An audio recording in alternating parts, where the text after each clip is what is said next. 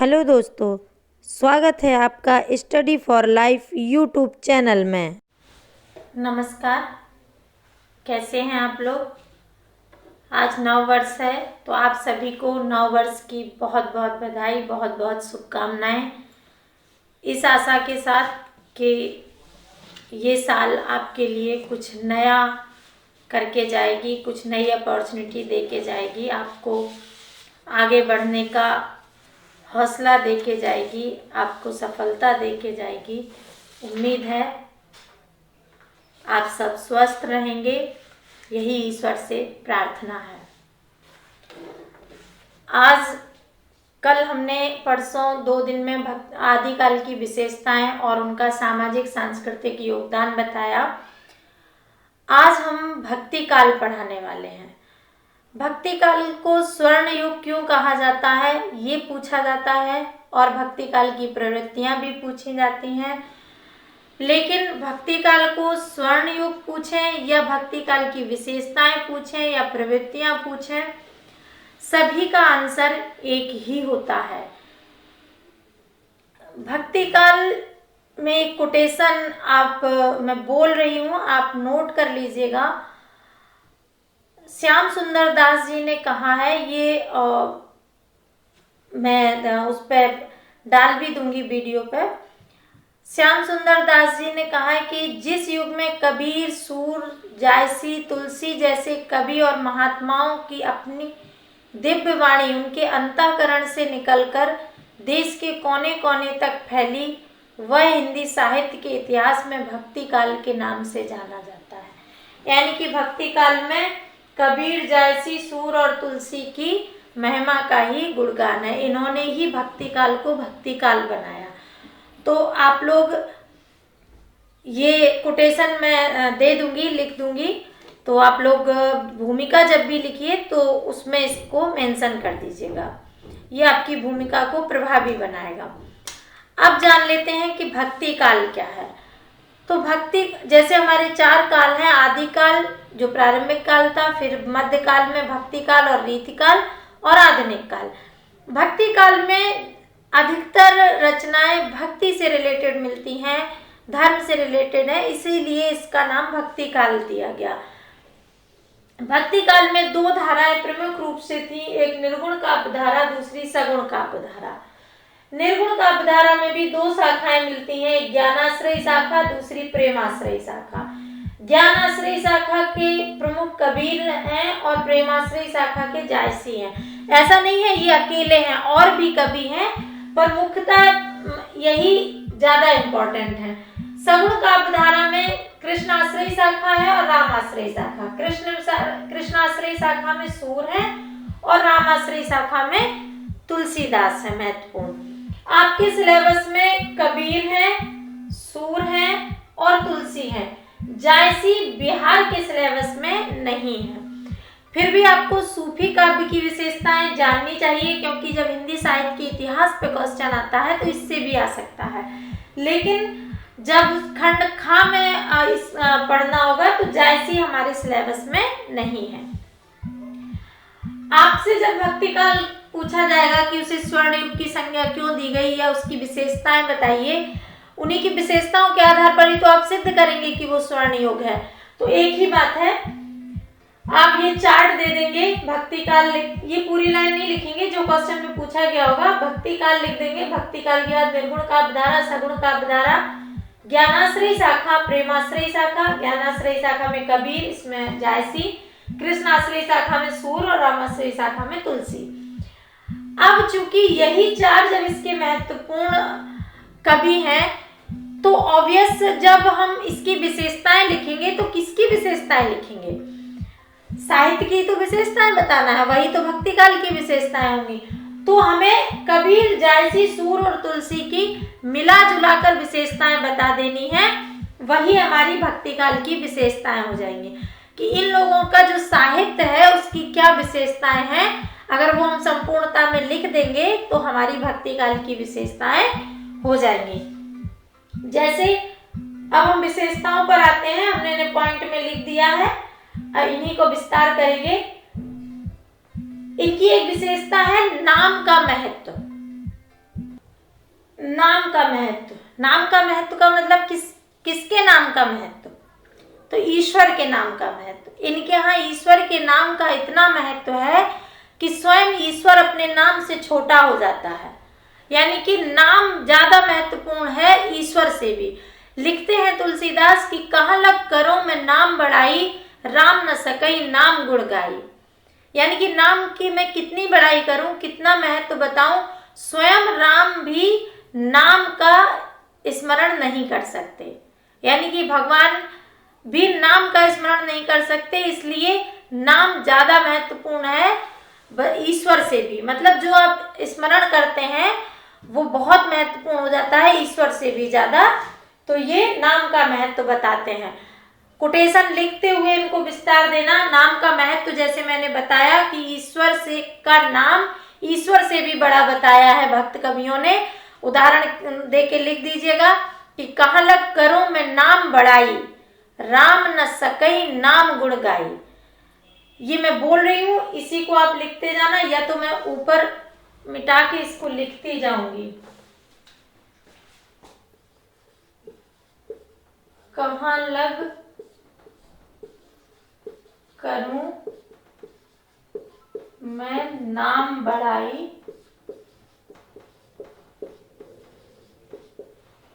राम न सकई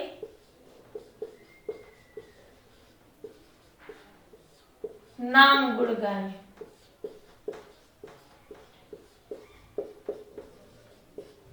ये तुलसी का है, ये तुलसी का है। इसको आप नोट कर लेना अपनी कॉपी में या स्क्रीनशॉट ले लेना, जो आपको करना हो।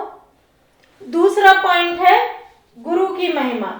गुरु की महिमा तो सभी भक्त कवियों ने की है। इनके सभी के जो शुरुआत है किसी भी ग्रंथ की वो गुरु की महिमा से ही है। और कबीर ने तो गुरु पर बहुत सारे पद और दोहे गाए हैं। बाकी उसमें सुआ को गुरु बताया गया है। जायसी के पद्मावत में सूरदास जी भी गुरु की महत्ता बताते हैं और तुलसीदास भी अपना रामचरितमानस या कोई भी ग्रंथ गुरु की महिमा से ही शुरू करते हैं। कबीर तो गुरु की महिमा इतनी तक कहते हैं कि गुरु भगवान से बड़ा है, यानी कि वो लिखते हैं गुरु गोविंद दोऊ खड़े, काके लागो पाए, बलिहारी गुरु आपने गोविंद दियो बताए। ये दोहा आप बचपन से सुनते हैं, इसे मैं लिख नहीं रही हूँ, मैं बोल रही हूँ, आप लिख लेना। दूसरा, तुलसीदास भी अपने रामचरितमानस को जब शुरू करते हैं तो इसी चौपाई से करते हैं कि बंदौ गुरुपद पदुम परागा, बंदौ गुरुपद पदुम परागा। यहाँ तक कि हनुमान चालीसा की भी शुरुआत गुरु वंदना से ही होती है और लिखते हैं श्री गुरु चरण सरोज रज निजमन मुकुर सुधार। तो उसकी भी शुरुआत तुलसी का ही लिखा हुआ है हनुमान चालीसा, उसकी शुरुआत भी गुरु की वंदना से ही होती है। तो गुरु का महत्व है।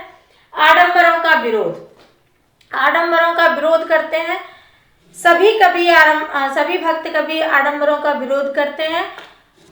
कबीर तो पूरी तरह करते हैं। कबीर के तो इतने सारे दोहे आपको मिल जाएंगे, पद मिल जाएंगे जिसमें वो आडंबरों का विरोध करते हैं।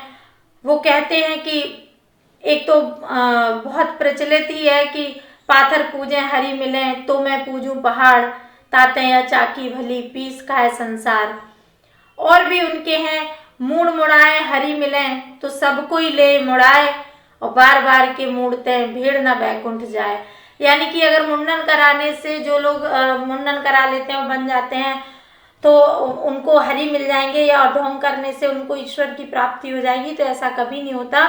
अगर मुंडन कराने से हरि मिलते तो भेड़ का तो इतने बार मुंडन होता है तो उसको तो पहले ही मोक्ष मिल जाता।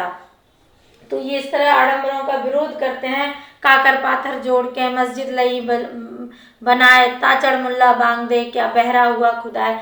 दो सभी धर्मों की, हिंदू धर्म की भी और जो कुरीतियां हैं, मुस्लिम धर्म में भी जो कुरीतियां हैं, सभी का विरोध करते हैं। समन्वय जीवन दृष्टि, समन्वय जीवन दृष्टि का अर्थ हुआ कि सभी जो जहाँ जहाँ विरोध दिख रहा है उन सबको समन्वय करने का प्रयास किया है इन कवियों ने। और तुलसीदास को तो समन्वय का कवि ही कहा जाता है। कहा जाता है कि तुलसीदास तो समन्वय के प्रणेता हैं। उन्होंने तो इतना समन्वय किया है कि उन्हें समन्वय पे अलग से क्वेश्चन आता है तुलसीदास पर। तो समन्वय जीवन दृष्टि किस किस तरह से समन्वय है? निर्गुण और सगुण का समन्वय। वो लिखते हैं कि अगुणई सगुणई नहीं कछु भेदा, मतलब निर्गुण और सगुण में कोई भेद नहीं है। अगुणई सगुणई नहीं कछु भेदा, अगुणई सगुणई नहीं कछु भेदा, मतलब निर्गुण और सगुण में कोई भेद नहीं है, वही निर्गुण है और वही सगुण है। दूसरा वो लिखते हैं, वो बताते हैं ज्ञान और प्रेम में समन्वय। ज्ञान और प्रेम में समन्वय दिखाते हैं। एक जगह वो लिखते हैं राम ही केवल प्रेम प्यारा, राम ही केवल प्रेम प्यारा, राम ही केवल प्रेम प्यारा। और दूसरा लिखते हैं ज्ञानी ही प्रभु विशेष प्यारा, ज्ञानी प्रभु विशेष प्यारा, यानी कि उन्हें ज्ञानी भी प्रिय है और प्रेमी भी प्रिय है। जो प्रेम के द्वारा ईश्वर को पाना चाहते हैं उन्हें भी ईश्वर प्यार करता है, उन्हें भी ईश्वर की प्राप्ति होती है। और जो ज्ञानी लोग हैं, जो ज्ञान के द्वारा ईश्वर को पाना चाहते हैं, उन्हें भी ईश्वर की प्राप्ति होती है। ईश्वर के यहाँ कोई भेदभाव नहीं है, न निर्गुण अगुण में भेद, सगुण में भेद है, और न प्रेम में और ज्ञान में भेद है। बस आपकी मनसा अच्छी हो, आप ईश्वर को पाना चाहते हो तो किसी भी तरह पाए। जैसे कि लोग स्टूडेंट अक्सर क्वेश्चन करते हैं कि हिंदी में ऑप्शनल अच्छा है कि ज्योग्राफी अच्छा है कि हिस्ट्री अच्छा है कि पॉलिटिकल साइंस अच्छा है। तो ये आपको नौकरी पाने के तरीके हैं, आप जिसको भी अपना लें। अगर आप सही दिशा में लिखेंगे, सही से कॉपी में लिख के आंसर आएंगे तो आप जरूर सिलेक्ट होंगे, आप जरूर अधिकारी बन जाएंगे। चाहे वो हिंदी साहित्य के माध्यम से बने, चाहे ज्योग्राफी के माध्यम से बने, चाहे पॉलिटिकल साइंस के माध्यम से बने या किसी अन्य विषय के माध्यम से। क्योंकि आयोग की नज़र में कोई भी सब्जेक्ट अच्छा या बुरा नहीं है, उसने सभी सब्जेक्ट को बराबर मान्यता दे रखी है। तो ये हमारा माध्यम है कि हम किसके थ्रू पा सकते हैं, किस में हम ज़्यादा अच्छा लिख सकते हैं और हमें ईश्वर की प्राप्ति यानी कि अधिकारी का पद प्राप्त हो सकता है। तो अगला है शैव और वैष्णव समन्वय।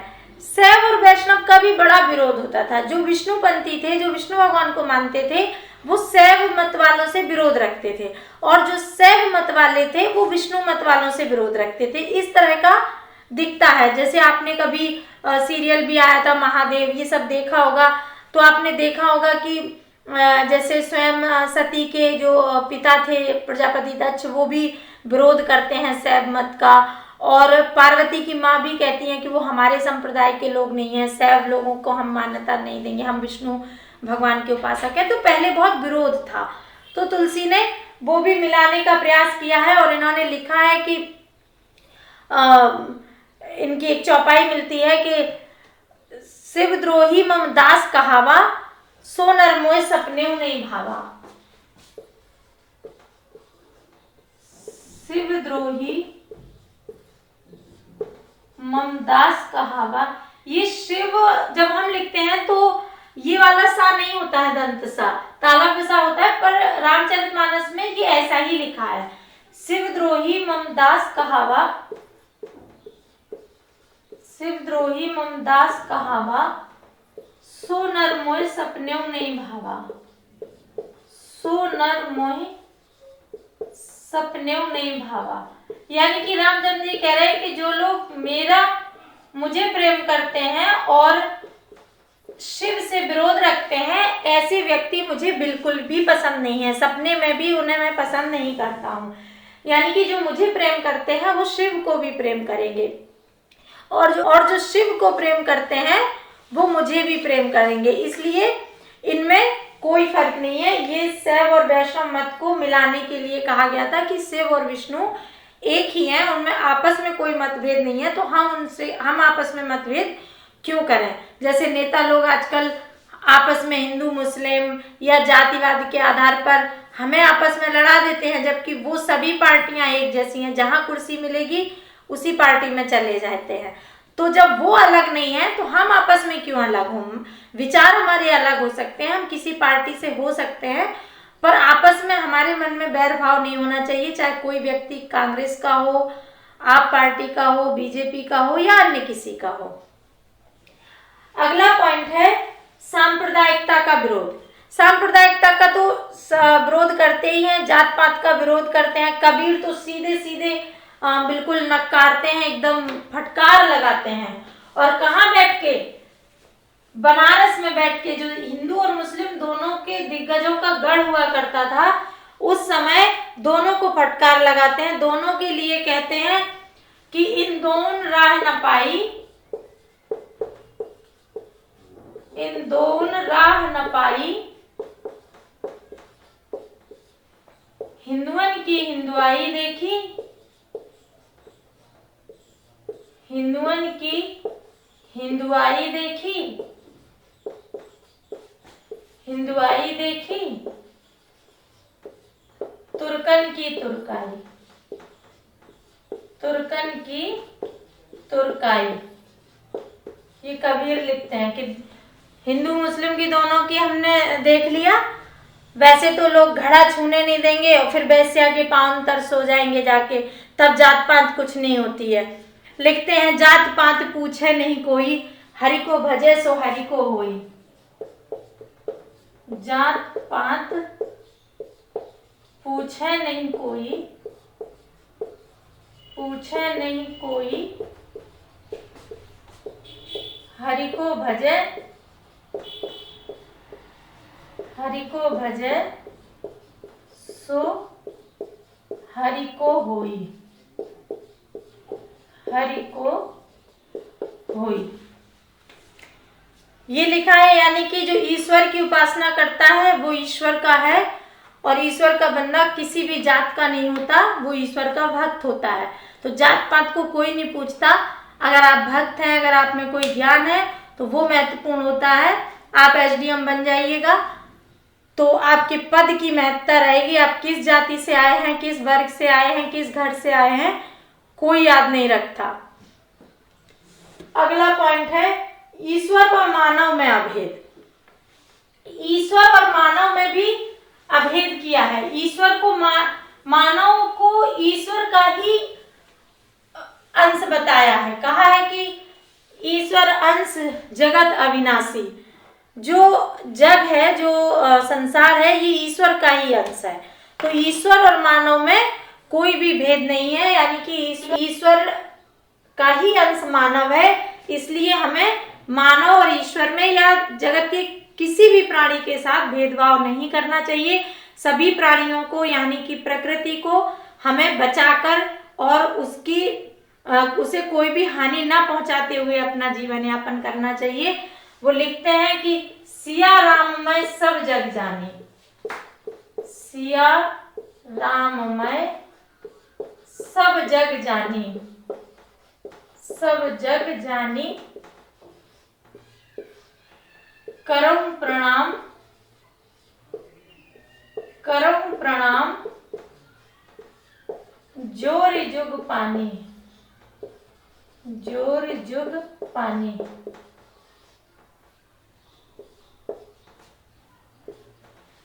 यानी कि हाथ जोड़कर मैं सभी प्राणियों को प्रणाम करता हूँ। ईश्वर की बनाई हुई समस्त सृष्टि को मैं प्रणाम करता हूँ, क्योंकि हर सृष्टि के हर जीव में हमें सिया राम ही दिखाई देता है। यानी कि पूरा जगत सिया राम में है, तो हम सिया राम समझकर सभी को प्रणाम करते हैं। अगला पॉइंट है राम राज्य की कल्पना। इसे आप लोग राजनीति से मत जोड़िएगा। आज भी राम राज्य की बहुत परिकल्पना आती है, पर आज की कल्पना और उस समय की कल्पना में जमीन आसमान का फर्क है। राम राज्य की कल्पना तुलसीदास ने दी थी और इसी राम राज्य की कल्पना गांधी जी ने भी की थी। ये कौन सा राम राज्य था? लेक्चर थोड़ा बड़ा होगा लेकिन समझने का प्रयास कीजिएगा। ये राम राज्य जो आजकल आप लोग सुनते हैं, ये राम राज्य वास्तव में क्या था? अभी तो सिर्फ कहावतें हैं, अभी राम राज्य की न परिकल्पना सिद्ध हो सकती है, न ऐसी किसी की मंशा बची है। राम के समय में कहा जाता है जब राम राज्य था तो दैहिक दैविक भौतिक तापा राम राज कहियों नहीं व्यापा। मैं इसको लिख देती हूँ फिर इसको समझाऊंगी।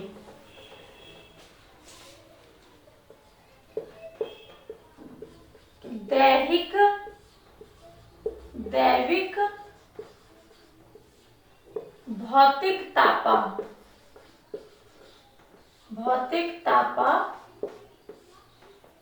राम राज कहियों नहीं व्यापा। कहियों नहीं व्यापा। दैहिक दैविक भौतिक तापा राम राज कहियों नहीं व्यापा। क्या मतलब है इसका? दैहिक ताप, ताप माने होता है कष्ट, ताप का मतलब कष्ट, दैहिक कष्ट यानी कि कहीं भी दैहिक कष्ट नहीं था। दैविक कष्ट, दैविक भी कष्ट नहीं था, भौतिक कष्ट भी नहीं था। राम राज कहियों नहीं व्यापा, ये तीन तरह के कष्ट राम राज्य में कहीं भी नहीं थे। आप सोचिए कि दैहिक ताप का मतलब हुआ, दैहिक कष्ट का क्या मतलब हुआ? बीमारियां ना होना। क्या लगता है कि कभी कोई बीमार नहीं पड़ता था राम राज्य में? बीमार पड़ता होगा, ये तो मेरा मानना नहीं है पर्सनली कि कभी कोई बीमार नहीं पड़ा होगा, बीमार पड़ता होगा, लेकिन मुझे लगता है कि उस समय वैद्य की इतनी अच्छी व्यवस्था होती होगी, उपचार की व्यवस्था होती होगी राज्य की तरफ से कि व्यक्ति को बहुत जल्दी उसका जो स्वास्थ्य है बहुत जल्दी ठीक हो जाता होगा। अच्छा उपचार मिलने से उसका स्वास्थ्य जल्दी ठीक हो जाता होगा, उसे परेशानी नहीं उठानी पड़ती होगी, इसीलिए दैहिक ताप नहीं होता होगा। दैविक ताप का मतलब हुआ जो प्राकृतिक आपदाएं हैं, जैसे बाढ़ है, सूखा है, अतिवृष्टि है, तो इस तरह के जो भी दैविक ताप हैं ये नहीं होते थे। तो इनका एक बड़ा कारण ये भी है कि मनुष्य अगर अपना काम ठीक से करे और प्रकृति का दोहन उतना ही करे जितना मूलभूत आवश्यकताओं के लिए जरूरी है, उसको विलासपूर्ण तरीके से उसका इस्तेमाल नहीं करे तो प्रकृति सुरक्षित रहती है, और जब प्रकृति सुरक्षित रहेगी तो दैविक ताप अपने आप कम हो जाएंगे। इसलिए याद करना, अकाल सबसे अधिक हमारे यहाँ अंग्रेजों के समय में पड़े, क्योंकि वो लोग हमारी प्रकृति से उनको कोई लगाव नहीं था। वो इस तरह के काम करवाते थे कि खेतों में जो पैदा होना है वो नहीं होता था, या वो अपने मन का जैसे नील ही उपजाना है या कुछ है, तो इस तरह से लोग भोजन को तरसने लगते थे। तो दैविक ताप नहीं होते थे क्योंकि प्रकृति का दोहन इस तरह नहीं था जैसा आज के समय में है।